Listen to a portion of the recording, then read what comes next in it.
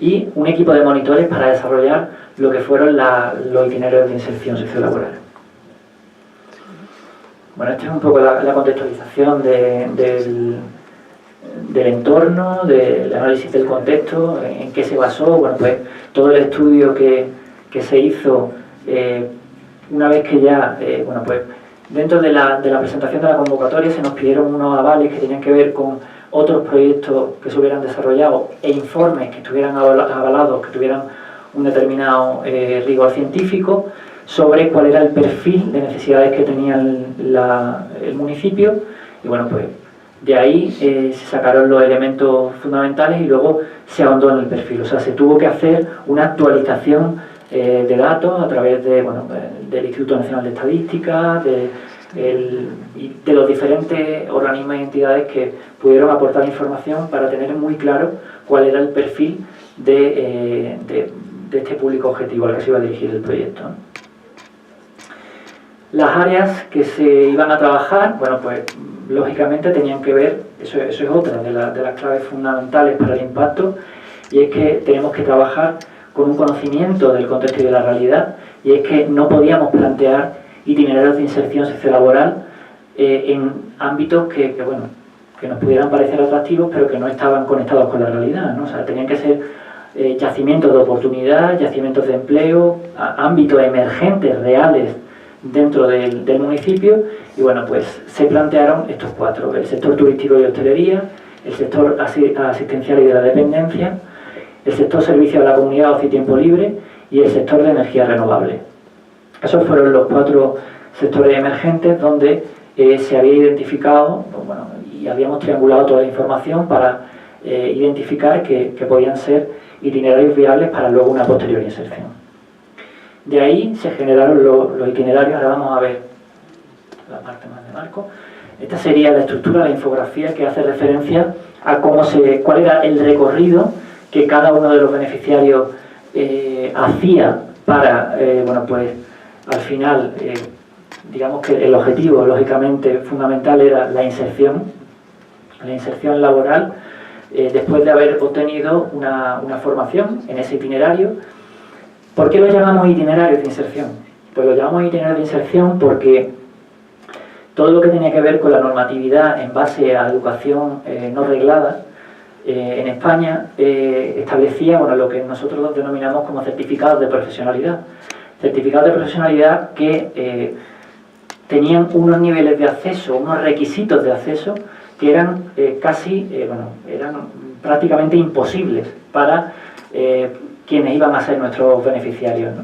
Con lo cual, eso a nosotros no nos servía, ¿no? No podíamos, teníamos que generar itinerarios que estuvieran adaptados a quienes iban a ser los perfiles, porque eran personas que tenían lógicamente unas competencias, que había que capacitarlas en otros aspectos, que tenían un talento, que podían desarrollar ese talento y esas capacidades, pero no podíamos pedir un requisito, por ejemplo, de formación académica básica en algunos aspectos, ¿no?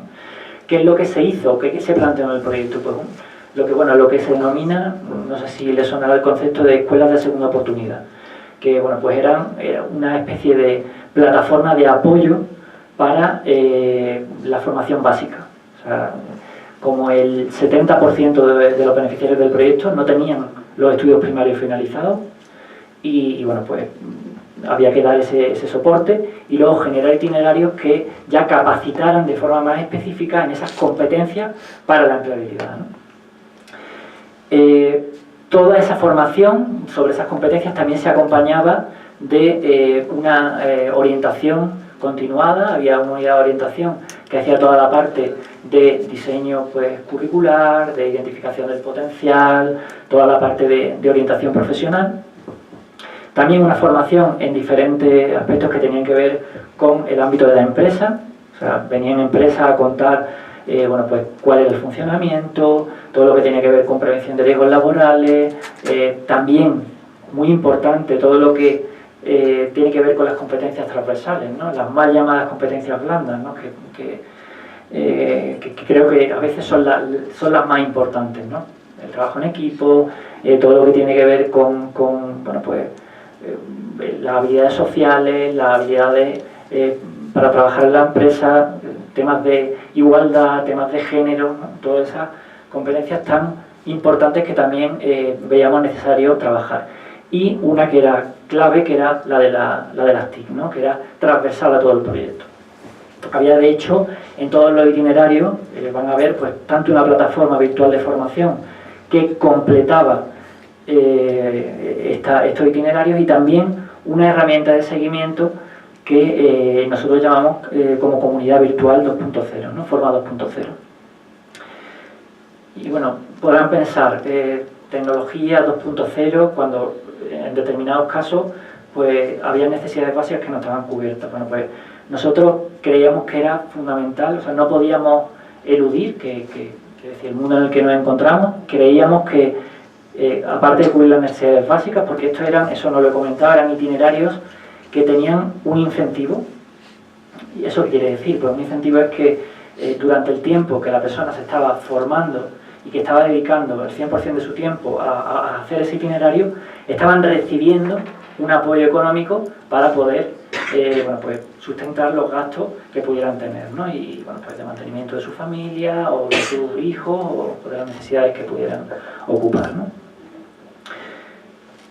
Los itinerarios acababan con prácticas en empresas, con idea de, bueno, pues lógicamente no enviábamos a nuestros beneficiarios directamente, a los usuarios del proyecto directamente a las empresas, sino que le hacíamos ese acompañamiento e implicábamos desde el principio a las empresas colaboradoras para que, bueno, pues tomaran partido de todo lo que estábamos haciendo, ¿no? En ese pacto local por el empleo del que les hablaba al principio. Bueno, pues aquí está la estructura de los itinerarios, el número de horas que completaban, el número de alumnos que tuvieran en cada caso. Eso sí era importante, o sea, no podían ser mayor de 12 alumnos los itinerarios. Hubo varias ediciones de cada itinerario, pero estamos hablando de enseñanza prácticamente casi personalizada.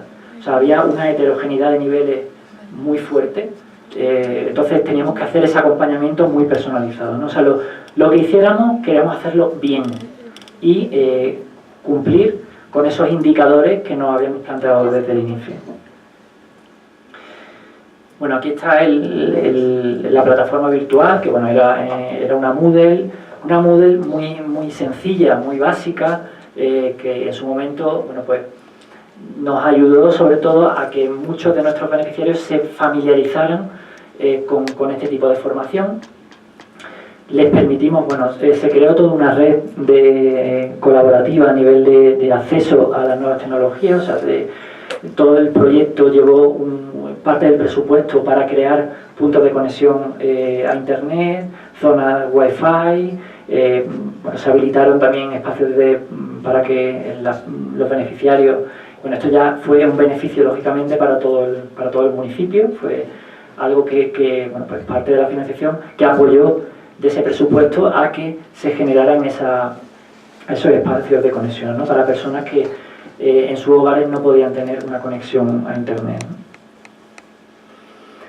Bueno, les hablaba de la unidad transversal de formación básica. Bueno, pues esto era ni más ni menos que formación en competencias básicas, elementos que tenían que ver con, pues, lectura, lectoescritura, bueno, lenguaje, matemáticas básicas. O sea, teníamos también, bueno, toda la parte, digamos, más magistral. Ahí ven a los chavales y a las chavalas que están en aulas, porque de hecho utilizamos, ¿no?, para optimizar los recursos que teníamos disponibles, pues las escuelas del municipio, y lo hacíamos en las mismas escuelas. Luego también tenemos una metodología muy dinámica, ¿no?, en cuanto a que bueno, pues se trabajaba mucho a nivel de taller para trabajar la parte de competencias transversales, ¿no?, y habilidades sociales. Bueno, aquí vemos la unidad de orientación, de la que también les hablaba, que tenía el objetivo básicamente de acompañar, de acompañar no solo a los beneficiarios, sino también a las empresas, para que conocieran bueno, pues a las personas que luego iban a realizar las prácticas en sus entornos laborales.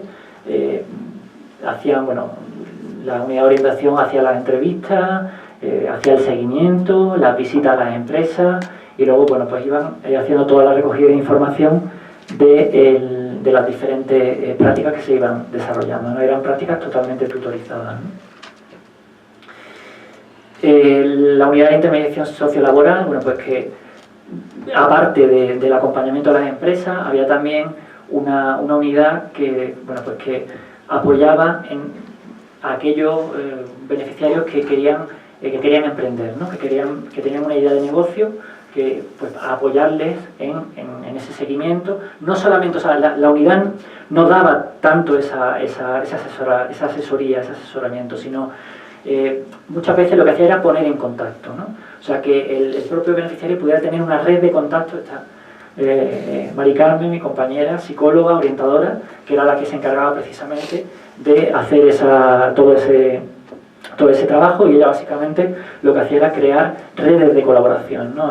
Ponía en contacto en ese caso, bueno, pues a Álvaro, para que, bueno, pues que tenía una idea de negocio, lo conectaba pues con una fundación que había en el municipio que se ocupaba de apoyar a los emprendedores. También pues lo llevó a hacer networking en espacios donde podía conocer a otras empresas que estuvieran desarrollando ideas de emprendimiento, obtener financiación, en fin, toda una serie de apoyos para poder llevar a cabo sus proyectos de emprendimiento.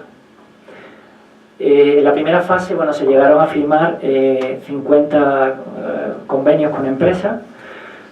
Complicado, un trabajo además arduo y complicado, llevado a cabo por mi compañera y en algunos casos por mí, que hacíamos las visitas, que teníamos que, muchas veces hay que hacer un trabajo muy importante de concienciación de las empresas, porque bueno, pues ellas son reticentes, ¿no? Reticentes a que, bueno, ellos tienen esos prejuicios, están ahí, ¿no? De personas que, bueno, pues o no tengan un nivel de cualificación que ellos esperan, o vienen de diferentes, por, bueno, pues, circunstancias de la vida.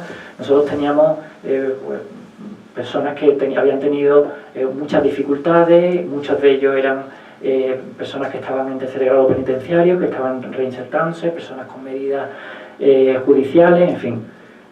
Todo ese trabajo con las empresas era arduo y difícil, y bueno, pues se consiguieron al final firmar hasta 50 convenios para que aceptaran a los beneficiarios del proyecto.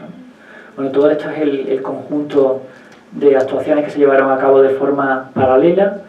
Todo el programa se acompañó de un plan de social media muy potente, a través de redes sociales, Facebook, Twitter, muy controlado. O sea, había, como han podido ver, había una persona dedicada exclusivamente a esto, era una técnico de comunicación que estaba en colaboración.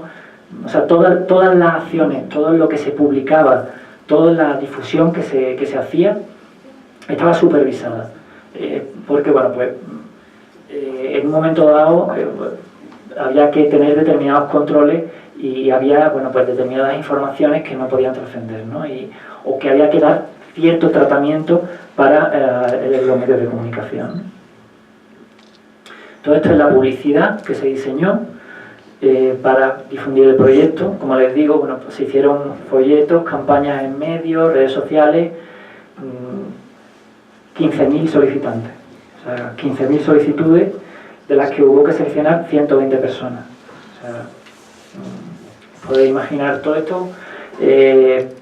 Eran, bueno, pues requerimientos del proyecto, hacer toda la campaña de difusión, pero prácticamente en este caso el boca a boca fue lo que funcionó. O sea, directamente salió una nota de prensa, una noticia en Belevisa, ¿no? que era la cadena local, y al día siguiente teníamos una cola de más de 3.000 personas.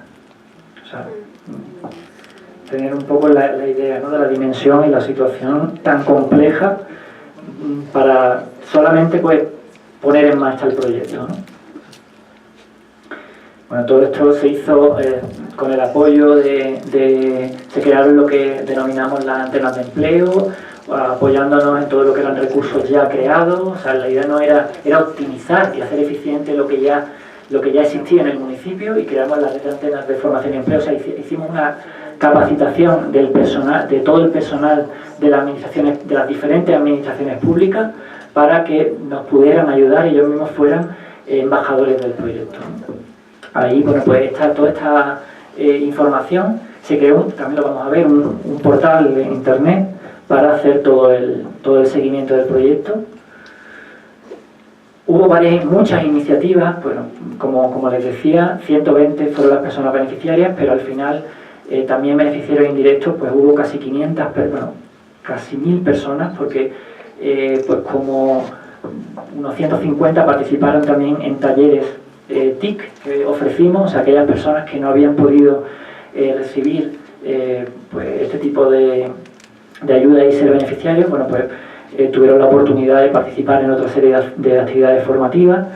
También se realizaron varios actos más multitudinarios, ¿no? También con temas de orientación e inserción laboral, los que llegaron a participar entre 500 y 600 personas, con lo cual, en cuanto a beneficiarios indirectos, pues estamos hablando eso de en torno a unas 1000 personas. Ese fue uno de los eventos que se realizó, la ruta hacia la empleada de formación de la empresa. Wetsi, que era el portal de formación y empleo que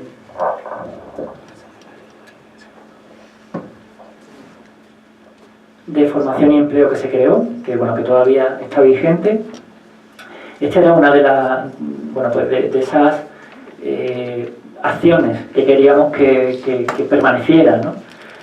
Después de finalizar el proyecto y que todavía sigue funcionando, ¿no? Y era un portal que de alguna manera apoyara todo lo que fueran iniciativas de formación y empleo que ayudaran a dinamizar el tejido productivo y social del municipio. Abajo los espacios tecnológicos que se crearon también para el tema de la conexión Wi-Fi, o sea, todo eso eran espacios públicos a los que tenían acceso tanto los beneficiarios como cualquier ciudadano del municipio. Bueno, aquí algunos resultados de las acciones formativas en cuanto a edades, alumnados por sexo, todo esto está en el informe completo del proyecto. Y bueno, en la parte cualitativa también, ¿no? O sea, qué tipo de impactos se produjeron. Bueno, pues estos fueron además muchos de los mensajes claves que luego se utilizaron pues para comunicar qué es lo que se había hecho y cómo se había desarrollado, ¿no? O sea, el plantear un modelo de gestión sostenible basado en la participación efectiva de los agentes sociales, el Pacto Local por el Empleo, una iniciativa que todavía se mantiene en el municipio, que todavía sigue funcionando, participación de un alto porcentaje de mujeres como beneficiarias de los itinerarios. Ese fue otro de los objetivos del proyecto. Colectivos con mayor índice de desempleo, en el 100% prácticamente, el 90 y tantos por cien eran personas que estaban en desempleo, y bueno, como el 4 o el 5% restante pues tenían, estaban desempleadas, pero tenían alguna ayuda económica, ¿no? Pero muy baja. El tema de la formación transversal, o sea, muy importante, todo lo que tiene que ver con las competencias transversales de las que hablábamos, a las que se le daba mucho peso y en las que la mayoría de los casos fueron la garantía del éxito, ¿no? del proyecto. Bueno, aquí algunos de los otros resultados. Bueno, acciones innovadoras en el campo del empleo, la creación del entorno 2.0, la participación y cooperación de los diversos agentes del municipio, el tema de personas que se beneficiaron de los talleres de nuevas tecnologías, el número de empresas, y estamos viendo indicadores concretos de resultados cuantitativos, ¿no? Las inserciones en el mercado laboral, estamos hablando que esto fue prácticamente casi habían pasado 2 meses de la finalización de los itinerarios y ya teníamos de esas 120 personas, 20 que ya estaban insertadas en las diferentes empresas, ¿no? Que ya iban a ser personas que iban a formar parte de las plantillas de las empresas. También el tema de las deserciones, de los abandonos, que también los hubo. Todo esto, bueno, se podrán imaginar la complejidad, ¿no? De hacer el seguimiento, porque bueno, estamos hablando de perfiles complicados, con muchas problemáticas, arrastrando pues realidades muy complejas y en muchos casos sin hábito, ¿no? Sin tener un hábito ni siquiera de estar en un entorno de aula, ¿no? Estar sentados en muchos casos, aunque quisiéramos hacerlo de la forma más pedagógica o psicopedagógica posible, pero prácticamente pues los teníamos casi todo el día con nosotros, ¿no? Entonces, por muy dinámico que fueran, les costaba mucho, ¿no? Y a nosotros, ¿no? El poder hacer las unidades de aprendizaje que fueran amenas, que fueran dinámicas, que fueran entretenidas, ¿no? Estas son algunas de las fotografías de los grupos.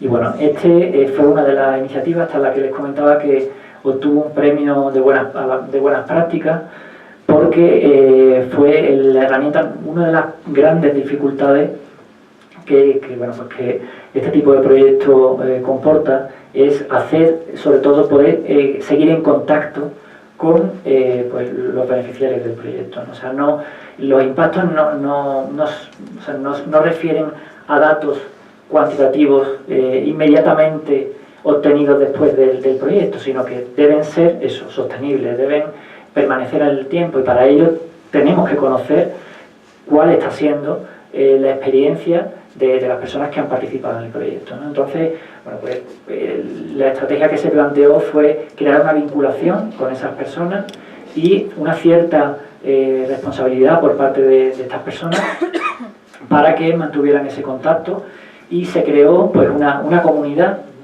que no solamente ha servido y que sigue en funcionamiento para hacer ese seguimiento, sino que nos ayudó a hacer encuentros de networking, también para informar a las empresas y para tener un feedback continuo de todo lo que estaba haciendo, los resultados del proyecto.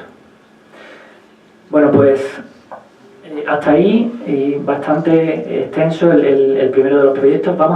Voy a hacer un recorrido bastante más rápido en el siguiente de los proyectos, porque este en concreto va a ser el que luego hagamos un análisis de ese impacto. O sea, en este caso en concreto es un proyecto que me encargó una administración pública para concurrir a una convocatoria europea pues, que se va a desarrollar entre el 2016 y el 2020, y que, bueno, pues ahí son fondos casi exclusivamente dedicados para fomentar la empleabilidad, la inserción de jóvenes menores de 30 años. En este caso estamos hablando la dificultad radica en que son proyectos que tienen que ver con el emprendimiento. O sea, es un proyecto casi exclusivamente dedicado a fomentar el emprendimiento en jóvenes. Vamos a ver jóvenes con perfiles también muy diversos. Bueno, pues aquí aparecen las bases de la convocatoria. Ya les digo que, bueno, este y otros ejemplos los van a poder visualizar, los van a poder descargar para ver cuál es la estructura. Muchos de ellos ya los conocerán por convocatorias de organismos nacionales y regionales e internacionales. Básicamente, bueno, el presupuesto no era, o sea, es una cuantía, estamos hablando de en torno a unos 80.000 euros, pero hay que tener en cuenta que bueno, pues este era un proyecto piloto, y un proyecto que la Unión Europea, que era de donde radicaban los fondos, era un proyecto acelerador, o ellos habían denominado como acelerador.